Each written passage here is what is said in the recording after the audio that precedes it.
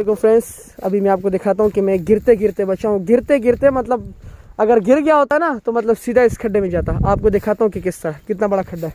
और इस मोड़ में बस गिरा हूँ मगर शो नहीं कर पा रहा, क्योंकि ये देखें, ये जो कि पट्टे हैं ना, ये इतने सख्त पट्टे हैं, आप देख सकते हैं, इतने सख्त। और ये बैटरी ये इसने पकड़ लिया, ये आप देख सकते हैं, ये मुकम्मल चेन का और इसने तोड़ दिया। और मतलब ना कुछ भी नहीं, ये देखें, बस मैं इधर गिर गया हूँ।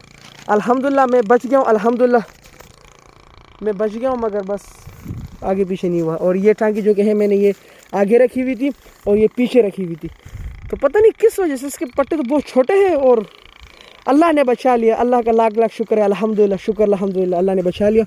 ये आप देख सकते हैं, ये पट्टे जो कि इसने टैर भी नहीं घूम पा रहा ना, क्योंकि बहुत सख्त का मतलब पता नहीं। और चेन कवर भी मुकम्मल तोड़ दिया, आप देख सकते हैं, नीचे बिल्कुल फंसा हुआ है।